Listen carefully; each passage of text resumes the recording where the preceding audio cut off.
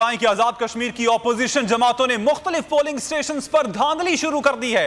Tehreek Insaf union council tie के उम्मीदवार हाफिज अरशद ने इल्जाम लगाया है कि हम इलेक्शन जीत चुके थे कि मुखालिफ ग्रुप ने वोट को आग लगा दी। इस पर बात करने के लिए इस वक्त हमारे साथ मौजूद हैं पाकिस्तान तहरीक इंसाफ के MLA मोहम्मद अकबर साहब। बहुत शुक्रिया अकबर आपके वक्त का। सर, इस हवाले से बताइएगा, AJK में इस वक्त बल्दियाती इलेक्शन में धांधली की शिकायत मौसूल हो रही हैं।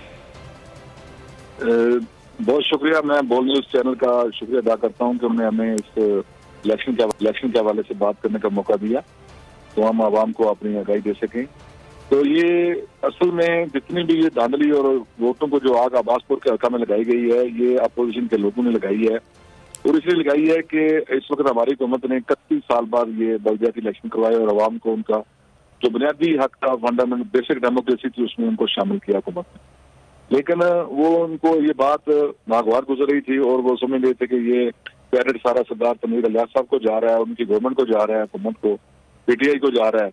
इसलिए वो PDM की जमातें मुख्तलिफ किस्म के इस तरह के हथकंडे इस्तेमाल कर रही। अच्छा सर, अब वहां की इंतजामिया को इस हवाले से मालूम है कि ये तमाम चीजें वहां पर हुई हैं, वोटों को आग लगाई गई है और इस हवाले से पाकिस्तान तहरीक इंसाफ की जानिब से कोई एक्शन लेने का मुतालबा किया गया है?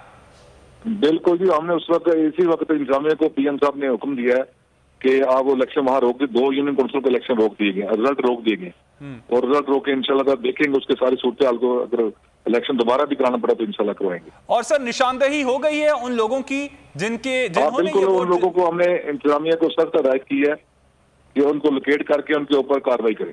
और इस हवाले से कोई गिरफ्तारी भी अमल में आई है?